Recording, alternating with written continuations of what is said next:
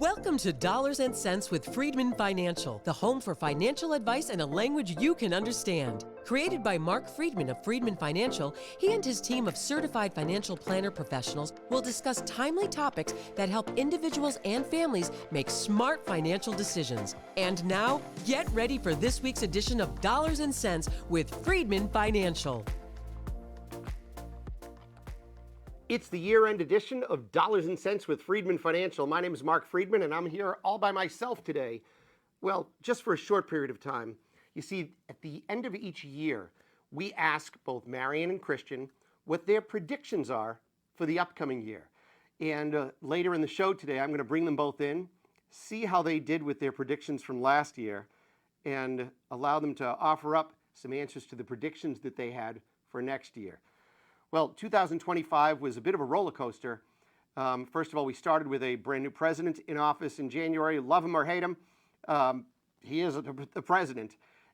April started the beginning of the 2025 with a bit of a drop, almost 12 to 15%, when President Trump announced reciprocal tariffs. And frankly, people didn't even understand what that meant, but it scared people.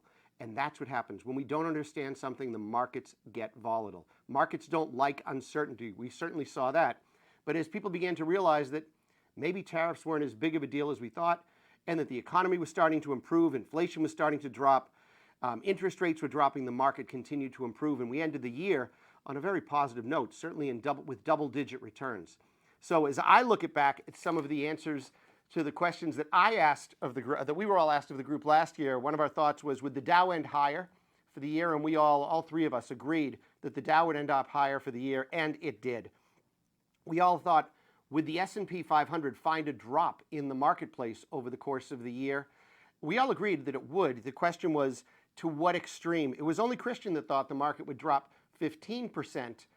Marion and I thought it would drop around 10%. And frankly, as we look towards 2026, don't be surprised if the market drops 10 or 15%.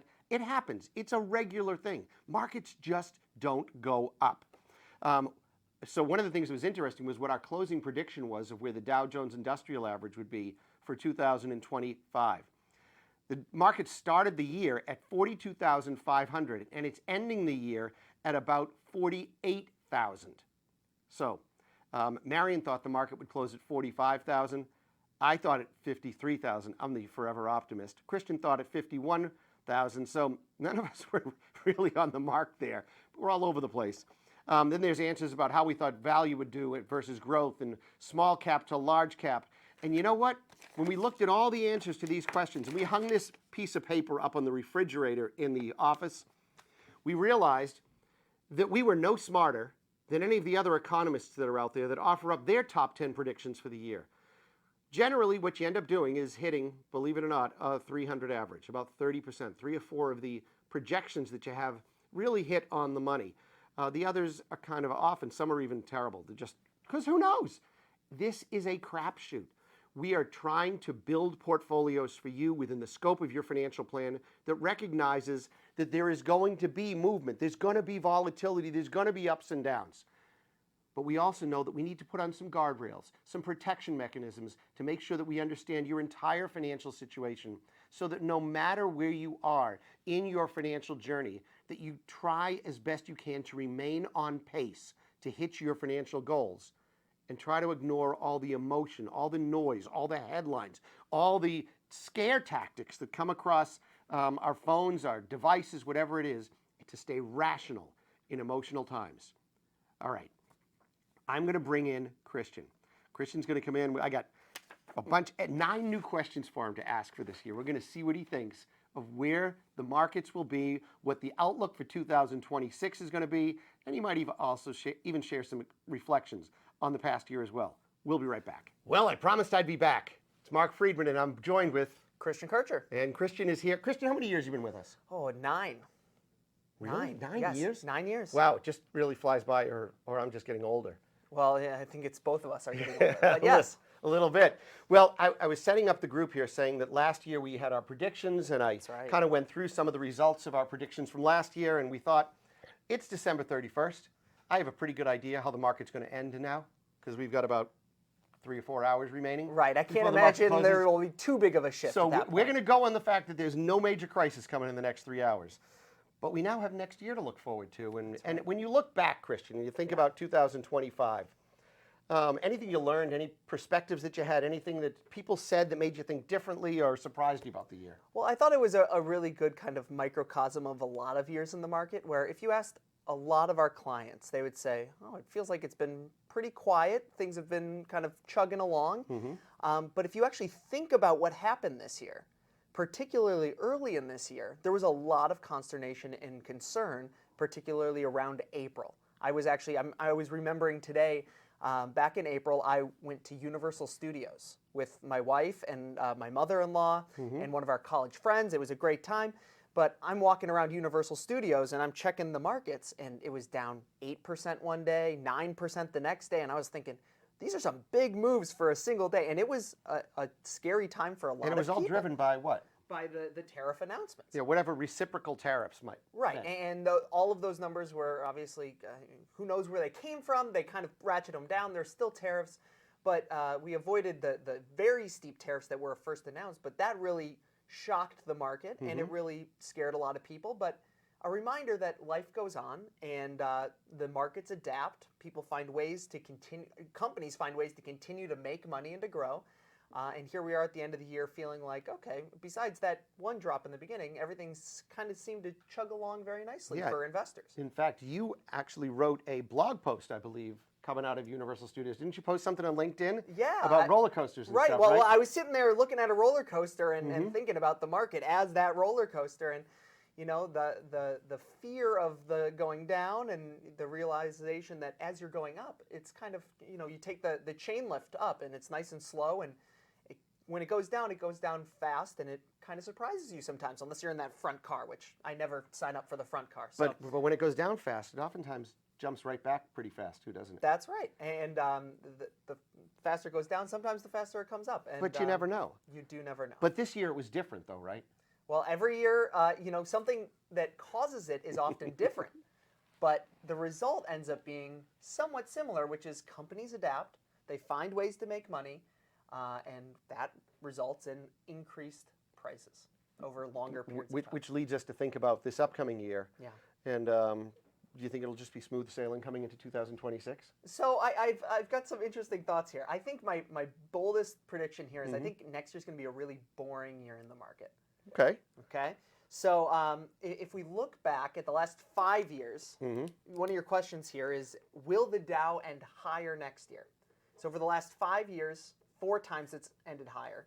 Over the last 10 years, 8 times it's landed higher. Over the last 15, 12 years. So it's 4 out of every 5 for the last 20 years have been up years. So I'm going to take up once again on the Dow's price. You're going with up. So the market, and it looks like, you know, we've seen about a 13% increase on the Dow for the year. You think we'll hit double digits? No. So this is my boring. This is his boring part, this is my bold, boring prediction. I think the market's going to end up like 1 or 2%, about flat for the year. Wow. That's my guess. So, you know, what's kind of interesting is when we do our financial planning projections, we use 6% as a growth rate, right? Yes. And I can't think of the last time the market finished 6, 7, 8, 5, 4. It doesn't end there. It either ends up double digits or down double digits. And that's really kind of what it's feels been that for the way. longest time. That's right. And so you're going with the boring year. I'm going with a boring year. All right. Who knows? Who knows? All right. Another question that I have for you. Despite the positive outlook for 2026, what are the chances that the S&P pulls back during the year? And how much do you think it'll pull back? Well, it will absolutely pull back. It always does. Okay. I'm going to say down 10%, but not down 15. So last year we hit 15. We actually almost hit 20 on one of those April days. But I think it's, like I said, this is the baseline for my predictions, is it's going to be a boring year. You're not going to see a lot of big moves up or big moves down. Now, people might say, well, with Donald Trump in office, how could it be boring? That is very true, and it very well might not be. But my thought process is usually when there's a big market move up or down, there is some sort of catalyst. Something happens that is significant. And I think typically when you look at presidents, they do things in their first year, and then they kind of continue on what their path and trajectory. And so I think a lot of the biggest surprises are out of the way.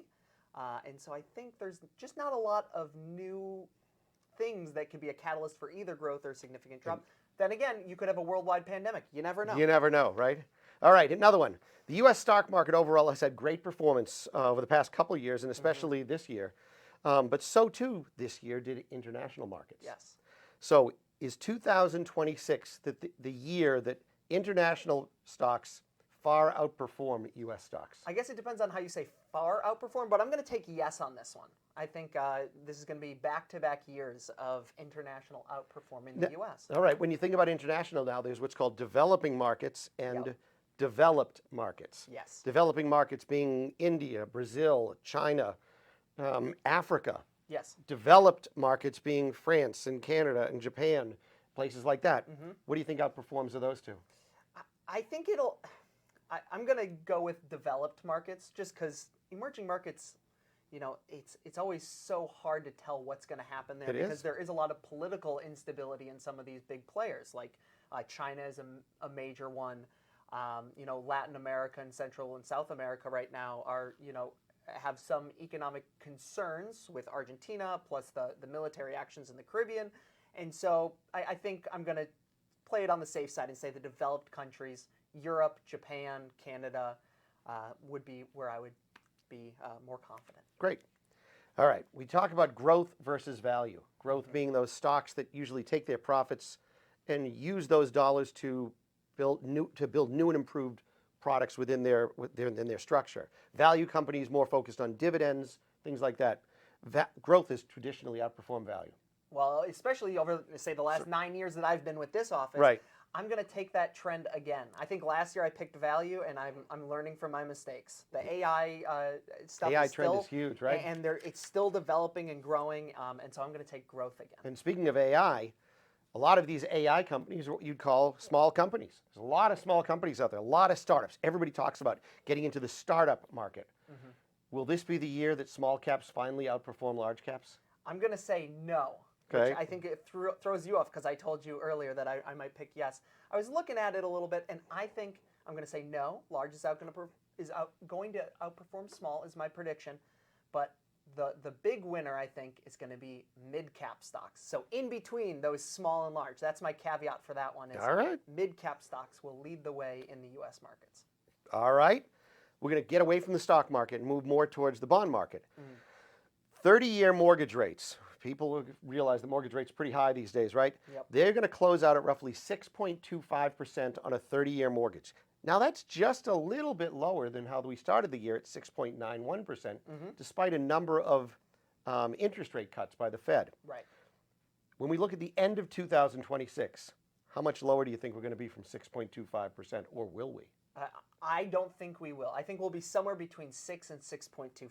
So not much movement at all. I think there's going to be very little movement on, again, boring year is my prediction, but around 6 for mortgage rates. You know, a couple of years ago, we talked about inflation being at around 9% one year.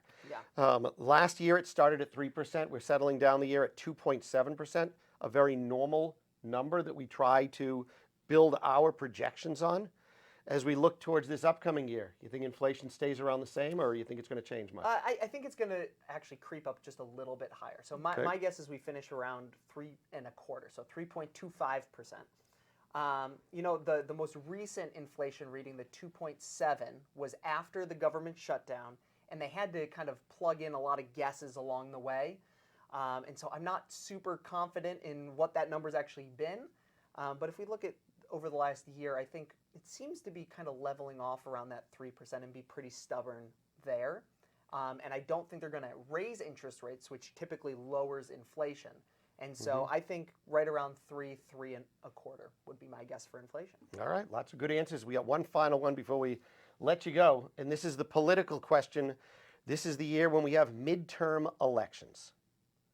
Right now, the Republicans own control of the House and the Senate. Does that change in November, Christian? I think it does. I think the House probably flips. The Senate, I think, is really hard for the Democrats to take control of, just given what Senate seats are up for election. So I'll say it'll be split at this time next year.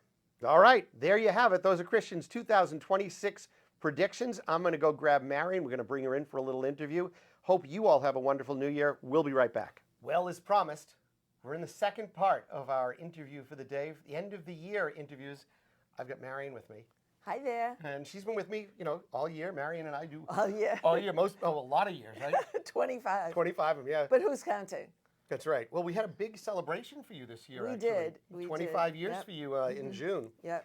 As I said to our viewers before, we were doing an interview with Christian, with you, kind of get some reflection on some of the things that happened over the course of the year. Sounds good. And then offer up some of your predictions of what you think 2026 will look like. Well, wait a minute. Have you done your predictions? I'm going to do those at the end, unless you want to ask me, and we can. Oh, we can. We can even do that if you'd like. Absolutely. All right. But So however you want to do it. maybe we'll it's do good. that. There's no structure to these podcasts. We can do it together. We can. There you we go. can. So, what do you think, Marion? I mean, 2024, we had another good year after the years of 2023 were great. Yeah. 24 was great. 25 was a good year. So you make 2025. You did say 2024. Or 24. Was a good- So, see, 2025 was a good year. See? We've been together too yeah, long. but 2024 was better than 2025, It as was certainly 23. was. It certainly was. Yeah. Yes, yeah. So, but it was still a good year this year. Still a good year. Yeah. But if you We keep waiting. Yeah, but if you came and visited us in April, people may not have been thinking that it was such a great year. No, and you know what? It's funny. I remember back then we were saying to clients, just because the market's down right now does not mean that it will end the year down. So we are having a couple, have had a couple down days at the end of the year. However, that has not nearly wiped out the gains for the year. Yeah. So we might be down 2%, or are down 2% in the last few days of the year. However, we were still up 14 to 21%. I heard at some on points, yeah. the Right now, radio. if we close it out, and today we're filming here on 12/31. Yep. There is a few more hours left in the market. Market's but a little down. Down a little down, but we should generally end up probably up 13% for the year on the Dow. Okay, sounds so good. 13%. I mean, okay. I mean, I think that's outstanding when we think That's- about. Oh, it's fantastic. Absolutely. It had just been up a little bit more a week ago. Yeah. That's all. And you know what? Yeah. Look, when we do our projections, and I'm curious back home what you think about your projections when you think about what would be a good year. We're generally using what, Marion, is our projection number? We typically use 6%. And this is for a well-balanced portfolio, 60% stock, 40% bonds. And bonds, again, bonds have had a good year this year. However, they don't return nearly as much as stock in any particular year, typically. I mean, if stocks are down, it's a different story. But on average, bonds have a much lower return. So we predict 6%, or we do our projections on 6% a year on average. Yeah, and so when you can get double-digit returns in the number of years that we've had them consistently, Exactly. it's pretty wild. And when Yeah. you think what we were down 12 to 15%, maybe even more in April of this year, right? Exactly, yeah. And No, we hit 15, I believe, yeah. We were looking at the statistics. Yeah, and what's interesting is when we look back, oftentimes when we meet with our clients, we'll show them a 5-year, 10-year performance numbers if they've been with us that long. Yep. And what we learn is that, the past 3 years have been great. 2022 was a lousy year. And when we ask people why was 2022 a lousy year, oftentimes they say, oh, it was due to COVID. And that really had nothing to do with it. No, did that it, was Marion? 2020, wasn't it? Right. COVID. 2022 dropped because why? So, I forget what happened. Well, It we had was the not- interest rates. Interest rates, that's right. Interest yeah. rates Interest rate. went from Yeah. nothing at the bank to 4 and 5% at Right. the bank. Mortgage rates went up. Right, and so the economy slowed down significantly. And think about it, corporations, interest rates on their loans, their bonds as well, go way up, so they have lower profits. Right. It was the worst year in, I think they said, in the history quite a long of time. the bond market. Yeah, And of yeah. course, stocks didn't perform all that well either. Yeah, the bond market was terrible. But what's interesting is 2020, which was, believe it or not, 5 years ago when we were dealing with COVID, the initial parts of it. The market dropped, 35, 40% in March, April, March, in a yeah. very quick period of time. Brutal. But did you know that 2020, we ended up positive for the year? I know you know that, but I'm sharing that with the listeners here or the viewers here. It's amazing. So we have to be very careful not to get too emotional when things just seem a bit unsettling in the marketplace, in the economic environment, whatever it might be? Because remember, you're not locking in your gains or losses, and in particular losses, unless you sell. So even if your account is way down, that does not mean it won't recover and recover quickly. So you know what, you need to just ride it out when the market's down. Because when you look at how quickly the recovery happens, it's really important to stay in the market. So before we jump into the predictions here that Yeah. we're going to talk about, this year was a celebratory year for you, 25 years, Marion. Yeah. We threw a surprise party for Marion. There were close to We 200 did. people that came to the There's event. a lot of people. Any thoughts or reflections from that, or being here 25 years? Anything that you want to share with the group? Well, it's been a great ride. I mean, we have fantastic clients. We have a great team. So it's, you know, I'm incredibly fortunate. I mean, that's how I look at it, that I've been able to do something that I'm very passionate about and I love, and I've been able to do it for so long and establish such great relationships. That's what it's all about, right? Yeah, absolutely. And to make it clear for our viewers, you're not going anywhere, right? Well, I don't anticipate going anywhere, no. And everybody asks me that, you know, I don't anticipate going anywhere, but I do always clarify that as long as my health holds out, and it's been pretty good, so I'm good. Which, yeah, everybody wishes for that. So, Absolutely. And you're probably the healthiest of everybody here in the office. Well, So. that could be true, which is kind of sad, but anyways. It is what it is. Because I'm also the oldest one. So You would think that. So before I get insulted any further, let's. Yeah, you better change the I subject. better change the subject, right? So we've had 2023, 2024, 2025, really good years for the Dow. Yep. Marion, do we end up higher or lower for this 2026? You know, I don't see a recession in sight. I mean, it's a very difficult market to predict because it's varied. So we have, theoretically, everybody thinks the economy is terrible.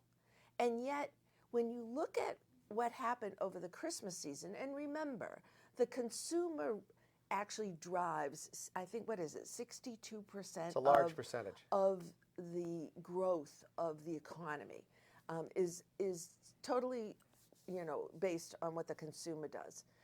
Consumer spending in the last quarter of the year, in particularly the Christmas season, which is when consumers really spend their money, and when you need to, Black Friday. There's a reason they call it that.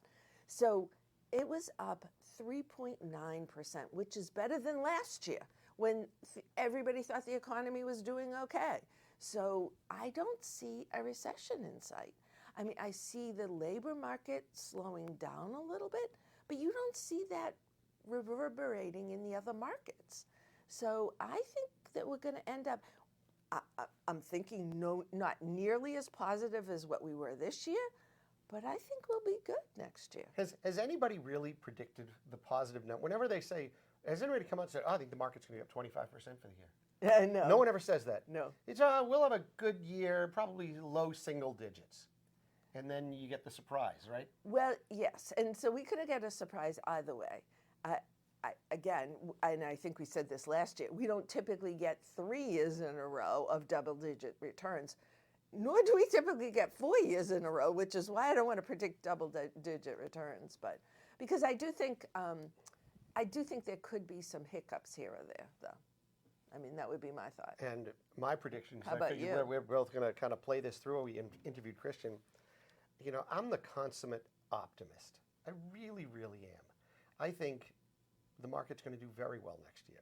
I think you could see another double-digit return year. Don't get me wrong, I think there will be volatility, but I do think from January to December, we will see a really nice return, reflective, similar to what we've had this year. Good. That's my feeling. Sounds good to All me. right. Despite the positive outlook that we both have, me more so, what are the chances that the S&P pulls back some 10, 15, or what percent do you think it might pull back, if at all? I think it will pull back. I think it will pull back 10, 15%.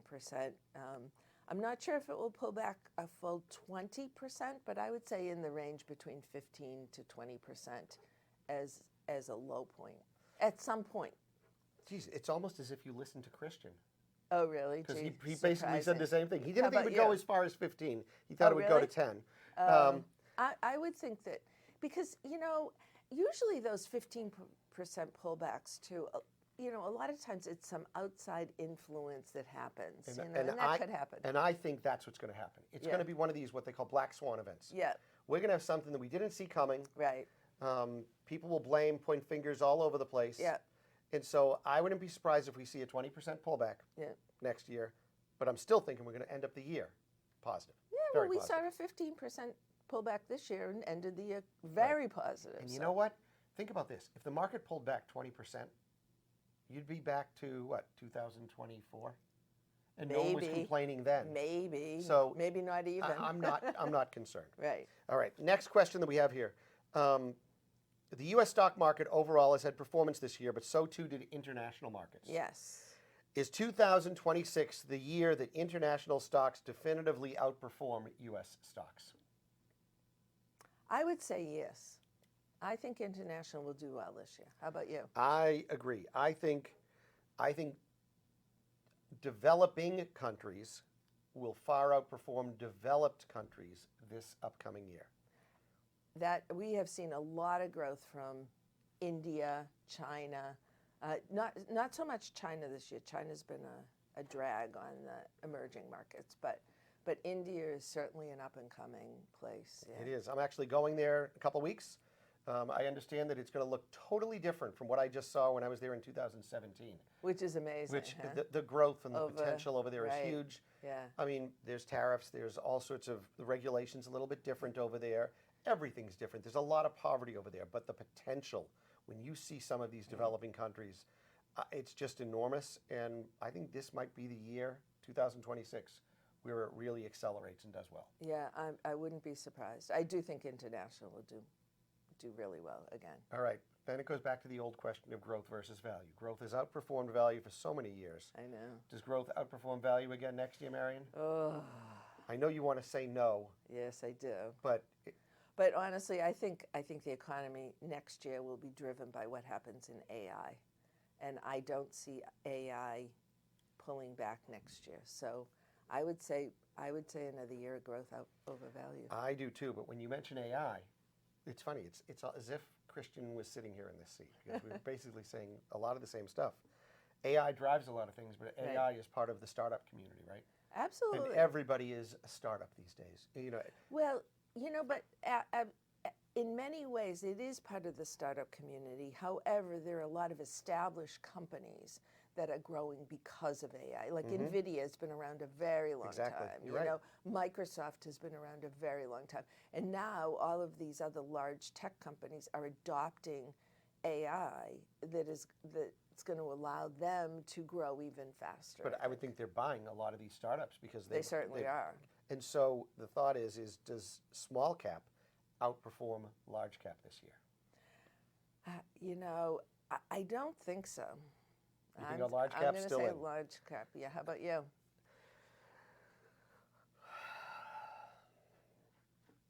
I think I got to go with large cap again. Yeah. I think I do. I think it goes back to the fact that, although IPOs are actually becoming more viable, and we saw more IPOs in 2025, and we likely will see even more IPOs in 2026.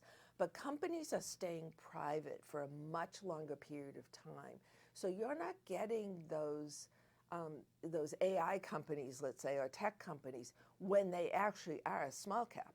By the time they go public, I think they're already mid or large cap. Right. Look, the biggest The private company valuations that's are going to go huge. public next year likely is SpaceX. Oh, exactly. And that's going to come in as a mega cap company. Exactly. And So yeah. So we'll see. Yeah, but they did say that SpaceX will likely go public. It so will, that's yeah. really fascinating. So we're going to get away from the stock market. Let's move it again now to the bond market. Ooh, the bond market. Which I know you like. I do like the bond market. 30-year mortgage rates Yeah. close out at roughly 6.25% this year. Yeah. Now, surprisingly, with the number of rate cuts we've had this year, the market started at 6.91%. That's where 30-year rates were. So it's not that much of a change. No, it's not. What do you think about for 2026? Are we going to end up much lower? I think it will end up lower, not much lower, though. So where do you think? I'm thinking maybe like 5.5. All right, that's what I was thinking too. And I said that earlier, 5.5. Great minds think I guess. alike, Well, Christian doesn't think there's going to be any movement. Oh, okay. He thinks mortgages will still be above 6. Okay. Well, who knows, You right? know what? You know? One never knows. One right? never knows. All right, let's move to inflation. Inflation started the year at 3%, dropped to 2.7% at the end of the year. Mm-hmm. What are we going to look at the end of next year? You think we're still in the same range? Think it's different? I think it's going to be the same range. I don't think we're going much lower on inflation. Yeah, that's my thought. Okay. I'm with you on that. I'm with you at that. Yeah. I think once you get between 2.5% and 3%, that's where you want to be. That's sort of an average rate of inflation over a long time horizon. Yeah, and I think the Fed is going to do what they can, assuming they can stay independent and not influenced, to try to keep inflation between 2.5% and 3%. Absolutely. I mean, we will have a change in leadership at the Fed. We will. That's going to happen in May, I think it is, April or May. And so we could see some difference of opinion, although the leading contender it seems to say that he won't be influenced by any political action. So we'll see. Well, what leader would say that they will be? I mean, no one's going to vote. Yeah, they're all going to volunteer. Yeah, Guess what? I get in there. I'm going to let somebody else influence me. You know, that's always. No one goes around saying we offer lousy service.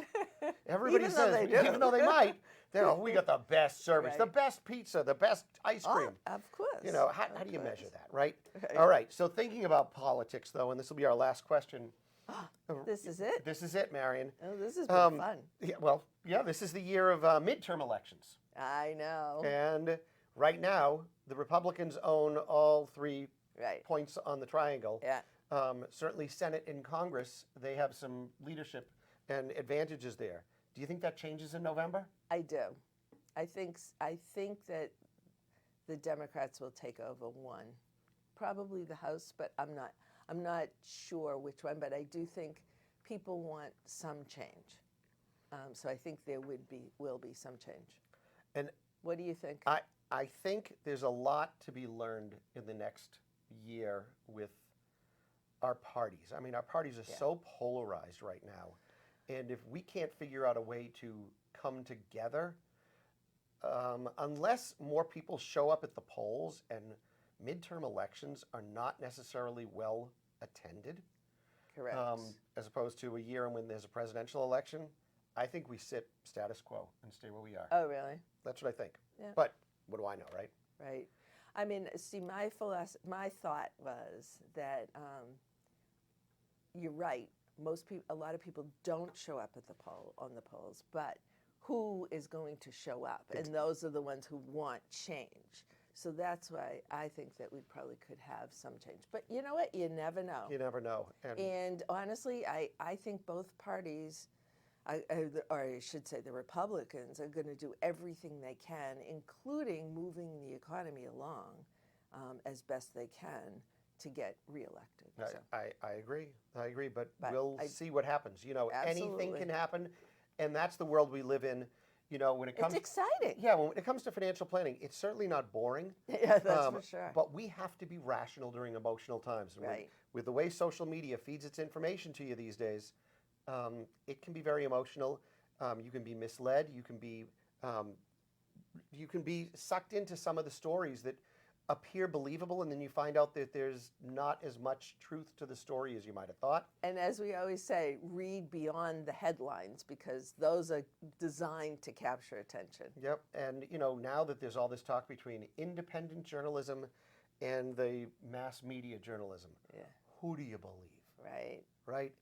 Everybody wants to take a side. I think journalism in general is poorly driven these days. It's more in the entertainment business than it is in actually providing us in-depth news. That is for sure. Everybody wants a headline. Everybody wants something to talk about. Right. And we'll keep talking about it going into 2026 and beyond. If now's the time for you to get serious about your financial planning and investment management needs, we're here to help. Our phone number 978-531-8108. That's 978-531-8108. Or visit us on the web, freedmanfinancial.com. That's Freedman. 2 E's and a D. Financial.com. Have a great year, everybody. Happy New Year, and we will see you in January. Well, actually, you're watching this in January. So we will see you next week with more financial advice in a language you can understand. Have a great day. Bye-bye. Enjoy. During today's episode of Dollars and Cents with Freedman Financial, your host may have discussed specific financial planning and investment ideas that are for general information only and not intended to provide specific advice or recommendations. Please remember that investing involves risk and may include loss of principal. Always consult a certified financial planner professional, qualified attorney, or tax advisor prior to investing to determine what is appropriate for you. Securities and advisory services offered through LPL Financial, a registered investment advisor, member FINRA, SIPC.